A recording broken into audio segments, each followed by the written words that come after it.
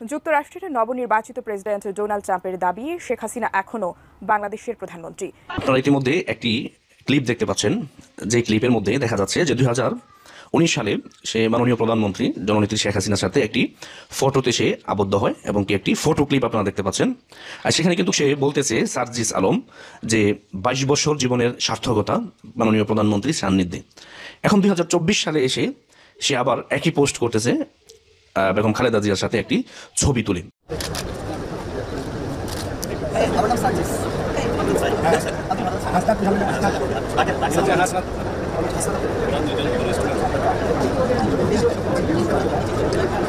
ইতিমধ্যে একটি ভিডিও কিন্তু আমি আপনাদেরকে দিয়েছিলাম যে আসলে যে ছেলেটিকে ইতিমধ্যে বলা হচ্ছে যে সে মারা গেছে, মুগ্ধ, তার যে ফেস বা তার যে চেহারা সেটি দেখে কিন্তু মোটামুটি আমি অনেকটা কনফিউজ হয়ে যাচ্ছি। গত 20 নভেম্বর রাতে সোশ্যাল মিডিয়ায় ভাইরাল হয় মুগ্ধ মারা যায়নি, মুগ্ধ স্নিগ্ধ একজনই ছিল। অনেক নেটিজেন দাবি করছেন স্নিগ্ধই মুগ্ধ ছিল। আসসালামু আলাইকুম প্রিয় দর্শক, বাংলাদেশের রাজনৈতিক প্রেক্ষাপটে অনেকগুলো গুরুত্বপূর্ণ কিছু ঘটনা ঘটে যাচ্ছে।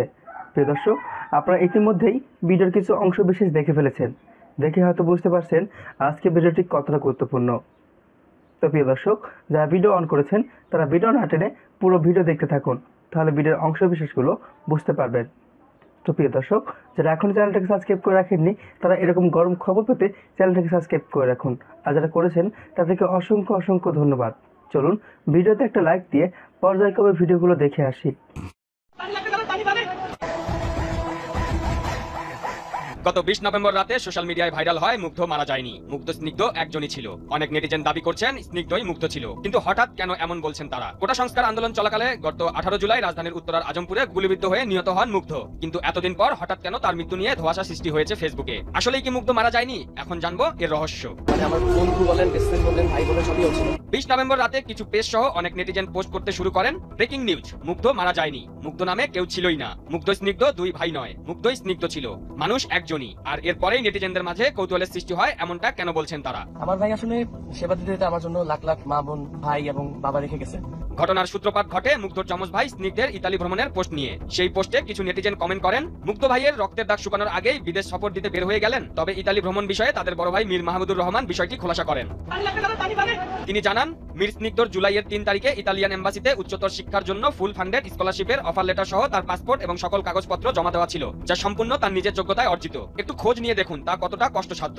মীর মুগ্ধরও একই ইচ্ছা ছিল যে মীর স্নিগ্ধর পর সেও সেখানে একইভাবে যাওয়ার এবং দুজনে একসাথে সেনজেন অন্তর্ভুক্ত দেশগুলো ঘোরার। কমেন্ট করা নেটিজেনদের উদ্দেশ্যে তিনি যোগ করে বলেন, যেখানে মীর স্নিগ্ধ তার কষ্টার্জিত অর্জনকে উপেক্ষা করে ইতালি থেকে তার সকল কাগজপত্র নিয়ে দেশের জন্য আবার চলে এসেছে, সেখানে এ ধরনের কথাবার্তা খুবই দুঃখজনক। যাই হোক, যেহেতু বাক স্বাধীনতা সবার আছে এবং এটি সামাজিক যোগাযোগ মাধ্যমের একটি ঘটনা, তাই আমিও এটি সামাজিক যোগাযোগ মাধ্যমেই জানাচ্ছি, সেই নামগুলো সহই।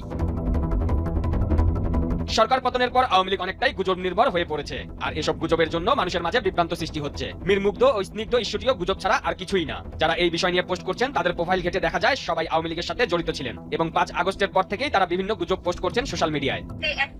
তো আপনাদের নিশ্চয়ই মজার কোনো কাহিনী আছে, তো সেগুলো যদি আমাদের সাথে শেয়ার করতেন। গুজবের হাতিয়ার হিসেবে তারা ব্যবহার করেছে মুগ্ধ ও স্নিগ্ধর একই সাথে ছবি নেই কেন, মুগ্ধর জানাজার কোনো ভিডিও নেই কেন, ডক্টর ইউনূস আবু সাইদের কবর জিয়ারতে গেলেও মুগ্ধর কবর জিয়ারতে যায়নি কেন, মুগ্ধর পরিবার কোনো মামলা করেনি কেন। দেখা যাচ্ছে মুগ্ধ হলো অনেক ভালো, মেয়েটা অনেক ভালো। তারা যেই প্রশ্নগুলো তুলেছে সেগুলো অনেকটাই ভিত্তিহীন, কারণ মুগ্ধ ও স্নিগ্ধের একই সাথে ছবি প্রকাশ হয়েছে অনেক আগেই। মুগ্ধর জানাজার একটি ভিডিও ইতিমধ্যে প্রকাশ পেয়েছে সোশ্যাল মিডিয়ায়, তবে মুগ্ধর পরিবার মামলা কেন করেনি বা মুগ্ধকে নিয়ে তাদের পরিকল্পনা কি, সেই বিষয়ে এখনো কিছু জানা যায়। একটি ভিডিও কিন্তু আমি আপনাদেরকে দিয়েছিলাম যে আসলে যে ছেলেটিকে ইতিমধ্যে বলা হচ্ছে যে সে মারা গেছে, মুগ্ধ, তার যে ফেস বা তার যে চেহারা সেটি দেখে কিন্তু মোটামুটি আমি অনেকটা কনফিউজ হয়ে যাচ্ছি। এই ভিডিওতে আপনারা যে চেহারাটি দেখতে পাচ্ছেন আর একটি বক্তব্যের মধ্যে যার চেহারাটি দেখতে পাচ্ছি আমি, সেটি কিন্তু এক না। আপনারা যদি একটু লক্ষ্য করে দেখেন, এই দুইটি চেহারা যেটাকে বলা হচ্ছে যে তারা যমজ ভাই বা আদৌ কি সে কিনা, এখন কিন্তু আসলে সেটি মানে কনফিউজ হয়ে যাচ্ছে অনেকে। এখন প্রশ্ন হচ্ছে যে তারা যদি যমজ ভাইও হয়ে থাকে তাহলে মানে এটিকে দামাচাপা দেওয়ার জন্য একজনকে কি তাহলে বিদেশে পাঠিয়ে দেওয়া হয়েছে, নাকি সে বাংলাদেশেই আছে? ইতিমধ্যে অনেকে এই ভিডিওর একটি সত্যতা যাচাই করতে চেয়েছিলেন, আমাকে অনেকে বলেছেন যে আপনি না বুঝে শুনে শুধু নিউজ কেন করলেন। তো আমি আপনাদেরকে বলবো, এই যে ভিডিওটি এটি আপনারা দেখবেন যে আদৌ কি এই চেহারার সাথে ওই চেহারা মিল খায় কিনা। অনেকে প্রশ্ন করতেছেন যে ভাই, অনেকে আবার এরকম প্রশ্ন করেছেন যে ভাই তারা কেন আসলে নাই, তাদের বাড়ির পাশে আমার বাড়ি, আমি জানি, মুগ্ধই সিগ্ধ সিগ্ধই মুগ্ধ, এরকম অনেক কমেন্ট কিন্তু ইতিমধ্যে আমি আপনার পড়েছি এবং কি দেখেছি। তো এগুলো আসলে আমাদের দায়িত্ব হচ্ছে তুলে ধরা, এগুলো বিবেচনা করবেন আপনারা। আমি যে বলবো যে আমার কথা আপনাকে বিশ্বাস করতে হবে এমন কোনো কথা না, আমার কথা সত্য নাও হতে পারে। ভালো মন্দ যাচাই করার একমাত্র দায়িত্ব হচ্ছে এদেশের জনগণের। জনগণই যাচাই করবে আসলে কে সত্য কে মিথ্যে, বা আদৌ কি সে মারা গেছে কিনা। সে মারা গেলে অবশ্যই আমরা তার কবর কোথায় সেটি দেখতে পেতাম, বা তাকে ফুল দিয়ে শ্রদ্ধা জানানো হতো, বা তার অনেক আনুষ্ঠানিকতা বা তার অনেক কিছুই কিন্তু আমরা মোটামুটি আমাদের চোখে পড়তো। কিন্তু ইতিমধ্যে এখনো পর্যন্ত এই ভিডিও দেওয়ার পরে এরকম কিন্তু আপনার নিউজ আমি পাইনি, বা আমিও কিন্তু বলেছিলাম যদি সে আসলেই মারা গিয়ে থাকে মুগ্ধ, তাহলে অবশ্যই আমি তার কবর জিয়ারত করতে যাব এবং কি সেখানে গিয়ে আমি কবর জিয়ারত করব। এখনো পর্যন্ত এরকম কোনো তথ্য কিন্তু আমরা পাইনি। তার মানে এটা আসলে আমরা কিভাবে মানে এটি নিতে পারি, বা আসলে কি এটি সত্য ঘটনা কিনা সেটাও কিন্তু ইতিমধ্যে অনেকটা কনফিউজ। আপনারা জানেন যে জুলাই স্মৃতি ফাউন্ডেশনের একটি ইয়াতে তো সে বক্তব্য দিচ্ছে, তার চেহারা আর এই ভিডিওতে যার চেহারা সেটি কিন্তু হুবহুব মিল হয় না। আসলে কি হচ্ছে, বা আদৌ কি আমরাই কি আসলে দোকার মধ্যে আছি, না আমাদেরকে দোকার মধ্যে ফালানো হচ্ছে, এটা আসলে মানে আমরাও কিন্তু কেউ বুঝে উঠতে পারতেছি না। এখন এটার কিন্তু আপনার যাচাই করার দায়িত্ব আমি মনে করি, যেহেতু এই বিষয়টা নিয়ে ইতিমধ্যে একটি আলোচনার সৃষ্টি হয়েছে, বা এটি নিয়ে যেহেতু একটি সারা দুনিয়ায় আপনার নেট দুনিয়ায় তোলপাড় সৃষ্টি হয়েছে, আমি মনে করি সেটি অবশ্যই এই বিষয়টা ক্লিয়ার করে। ইতিমধ্যে একটা বক্তব্য শুনেছি যে আমার বাইকে নিয়ে ইয়ে করা হচ্ছে, আদৌ কি আপনাদের কথাও কি সত্য কিনা এটাও কিন্তু জাস্টিফাই করা দরকার। কারণ এই আন্দোলনের অনেক কিছুই ছিল ভুয়া, এই জন্য কিন্তু মানুষ বিশ্বাস করতে পারতেছে না। যদিও অনেকে বলতেছেন যে ভাই ওনার ভাই তো বলছে, কিন্তু না ভাই, এই আন্দোলনের অনেক কিছু ভুয়া হওয়ার কারণে কিন্তু মানুষ এগুলো এখন আর বিশ্বাস করতেছে না, সত্যটাকে অনেকে বিশ্বাস করতেছে না।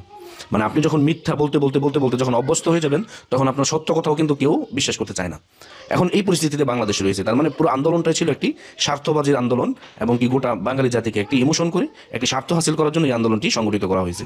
তার মানে এখানে আমরা যে কথা বলা তো আমাদের বল না, এটা জাস্টিফাই করার দায়িত্ব দেশের জনগণের, এবং কি আপনার যারা বিভিন্ন পদ পদবিতে রয়েছে তারা সেটিকে এখন ইয়ে করবে। আমি মনে করি যেহেতু এই বিষয়টা নিয়ে বিতর্কের সৃষ্টি হয়েছে, সবাই যাক ওর বাড়িতে কীভাবে কী হয়েছে সব কিছু খুলে বলুক, তাহলে এই ভিডিওতে আমরা কাকে দেখছি এটা কিন্তু আমাদের বুঝতে হবে ভাই। আপনারা ইতিমধ্যে একটি ক্লিপ দেখতে পাচ্ছেন, যে ক্লিপের মধ্যে দেখা যাচ্ছে যে 2019 সালে সে মাননীয় প্রধানমন্ত্রী জননেত্রী শেখ হাসিনার সাথে একটি ফটোতে সে আবদ্ধ হয়, এবং কি একটি ফটো ক্লিপ আপনারা দেখতে পাচ্ছেন। আর সেখানে কিন্তু সে বলতেছে সার্জিস আলম যে 22 বছর জীবনের সার্থকতা মাননীয় প্রধানমন্ত্রীর সান্নিধ্যে।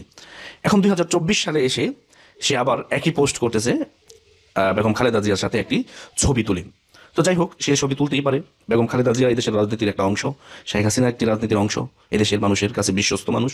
তো বিশেষ করে তাদের এই যে পোল্টিবাজি, এই পোল্টিবাজিটা আসলে মানুষ কেন ধরতে পারেনি, বা মানুষ কেন আগে বুঝতে পারেনি, এই বিষয়টা নিয়ে আপনাদের সামনে কিছু মানে গুরুত্বপূর্ণ তথ্য আপনাদেরকে দিব। আপনারা জানেন যে ডাকসু বিপি নুরুল হক নূর, তাকে কিন্তু প্রধানমন্ত্রী শেখ হাসিনার কাছে পরিচয় করিয়ে দেয় আপনার গোলাম রব্বানী ভাই। আর গোলাম রব্বানী ভাই কেমন রাজনীতি করে এটা মোটামুটি দেশের অনেক মানুষই জানে, ছাত্র জনতা। তো যাই হোক, কথা আছে না যে হিয়ালকে যদি আপনি বাঙ্গা বেড়া দেখাই দেন, বা হিয়ালকে যদি সব কিছু ইয়ে করে দেন, তখন সেই কিন্তু আপনার বাঘ হয়ে যাওয়ার আপনার চিন্তা ভাবনা করে। সেম কিন্তু এই মানুষগুলোর ক্ষেত্রে কিন্তু আপনার হয়েছে। এখন সে যে এরকম একটি পোস্ট বা তার যে আবেগঘন কথাবার্তা সে যে বলছিল একটা ছবি তুলে, মানে সে এতটাই ধন্য হয়েছিল, আজকে কেন সে শেখ হাসিনার বিরুদ্ধে কথা বলে। পার্থক্য শুধু এখানেই যে একটা সময় শেখ হাসিনার বিরুদ্ধে কথা বলতাম, এখন শেখ হাসিনার পক্ষে কথা বলি আমি। এগুলো কি সঠিকটা বোঝার পরে। আর তারা কি হয়েছে, তারা সঠিকটা জানার পরে তারা মির্জাফরি করতেছে অর্থের লোভে। পার্থক্য এখানেই, এর চেয়ে বেশি পার্থক্য নাই। এখানে অনেকেই কমেন্ট করেছে যে আসলে এগুলো হচ্ছে স্বার্থবাজির রাজনীতি, মানুষকে আপনার ধোঁকাবাদ দিয়ে এই দেশের লক্ষ লক্ষ ছাত্র জনতাকে আপনার বুলেটের মুখে তারা দাঁড় করিয়ে তারা আজকে তাদের ফায়দা নেওয়ার জন্য তারা কিন্তু ব্যস্ত হয়ে পড়েছে। তার মানে এই কথাগুলো কিন্তু আমার না, এই কথাগুলো কার, এদেশের সাধারণ জনগণ কিন্তু এরকম কমেন্ট তার ফেসবুক আইডিতে করতেছে। তো এখন প্রশ্ন হচ্ছে যে এরকম পোল্ট্রিবাজ লোক যদি রাজনীতিতে থাকে, তাহলে কিন্তু ওই যে আপনার নবাব সিরাজউদ্দৌলা হচ্ছে আপনার মির্জাফরের কথা যে আমরা বলি, এরকম ঘটনা ঘটতে কিন্তু বেশি সময় লাগবে না। এরকম মির্জাফর মানুষগুলো কিন্তু একদম আশেপাশে থাকে, এবং কি আপনার সান্নিধ্যে থাকে, আপনাকে কিভাবে বিপদে ফেলাবে বা আপনাকে কিভাবে তারা কট দিতে চাইবে, এরকম চিন্তাধারা নিয়ে কিন্তু তারা সবসময় আপনার থাকে। এর মধ্যে সার্জিসকে আপনি ধরতে পারেন প্রথম নাম্বার। তারপর আমি আপনার বিপি নুরুল হক নুরুল সাহেবের কথায় আসি, যদিও সে একটা রাজনৈতিক দলের এখন প্রধান, সেও কিন্তু একটা সুযোগ সন্ধানী মানুষ, এটা বলার কোনো অবকাশ রাখে না। এই ছবি এগুলো কিন্তু প্রমাণ করে যে একটা সময় শেখ হাসিনার সান্নিধ্য পাওয়ার জন্য তারা কিন্তু অনেকটা বেকুল হয়েছিল, আজকে কিন্তু তারাই আপনার নিজেকে বাঘ মনে করে। এগুলো আসলে সামরিক সময়ের জন্য আপনার প্রযোজ্য হয়। বাঘ কিন্তু সবসময় বাঘই থাকে। এদেশে যারা বাঘ তারা সবসময় বাঘই থাকবে, আর যারা বিড়াল তারা বিড়ালের মতোই সবসময় থাকবে। এটা আসলে বলার কোনো অবকাশ রাখে না। আজকে যারা আপনারা তাদের কথায় আন্দোলনে গেলেন, বা আপনাদের ইমোশন নিয়ে যারা খেলা করেছে, এখনও যদি আপনারা বলেন যে তারাই আমাদের আইডল, তাহলে আমি মনে করবো যে আপনার জ্ঞানের মধ্যে এখনও ঘাটতি রয়েছে, আপনার নিজের বুঝতেও আপনি এখনও পর্যন্ত বুঝতে পারেননি। অনেকে বলবেন যে এগুলো পলিটিক্যাল ডিগবাজি, কিসের ডিগবাজি ভাই, এগুলো কিন্তু ডিগবাজি না, এগুলো হচ্ছে মির্জাফরি, আমি যতটুকু জানি। তার সাথে কিন্তু আপনার সাদ্দাম যে ছাত্রলীগের সভাপতি, তারও কিন্তু একটি কথা আপনার ভাইরাল হয়েছে, আমরা দেখতে পাচ্ছি ভিডিওগুলো। তাকে বলছে যে তোমরা শান্তিপূর্ণ আন্দোলন করো, ছাত্রলীগও সমর্থন দিয়েছে তাদেরকে, আমরা ইতিমধ্যে দেখতে পাচ্ছি এই ভিডিওগুলো। তার মানে কি, তাদের অন্তরে ছিল মির্জাফরি, তারা একটা সিন্ডিকেট করে এই সরকারকে বেকায়দায় ফেলাইছিল, তাদের মূলত একটি টার্গেট। তার বিনিময়ে তারা প্রচুর পরিমাণ অর্থ পেয়েছে এবং কি তাদের সুযোগ সুবিধা বেড়েছে। তারা চাইলে এই দেশে যদি তারা নাও থাকে তাদের কোনো সমস্যা নেই, এবং তারা দেশের বাইরে গিয়ে তারা উন্নত জীবনযাপন করতে পারবে। কিন্তু যারা তাদের ডাকে সারা দিয়ে দেশে আন্দোলন করেছে, তারা এই দেশে ঠিকই থাকবে, ভবিষ্যতে তারা বিপদে পড়বে। কেন? ওই যে আন্দোলনটাই একটা সময় ভুয়া প্রমাণিত হবে, এবং একটা সময় মানুষ জানতে পারবে যে 24-এ এসে 26-27 বছরের পোলাপাইনগুলো এই দেশের মানুষের সাথে মির্জাফরি করছে, যারা জীবনে সংগ্রাম দেখে নাই, স্বাধীনতা দেখে নাই, তার বাবারাও 71-এর মুক্তিযোদ্ধা দেখে নাই।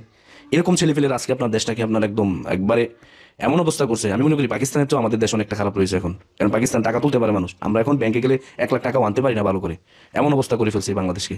এখনো সময় আছে, আপনারা বোঝার চেষ্টা করুন এগুলো। আমি মনে করি যে এগুলো এখন আপনাদের সাধারণ জনগণ, আপনারা যারা, আপনাদের বোঝার প্রয়োজন বলে আমি নিজে মনে করি এটা। আজকের ভিডিও এই পর্যন্তই। আসসালামু আলাইকুম। তো দর্শক, আশা করি পুরো ভিডিওটা দেখেছেন। দেখে হয়তো আপনার মন্তব্য থাকতে পারে, মন্তব্য থাকলে কমেন্ট বক্সে জানিয়ে দিন। তবে দেখা হবে, কথা হবে পরবর্তী কোনো ভিডিওতে, পরবর্তী সময়ে। ততক্ষণে ভালো থাকুন, সুস্থ থাকুন। আল্লাহ হাফেজ।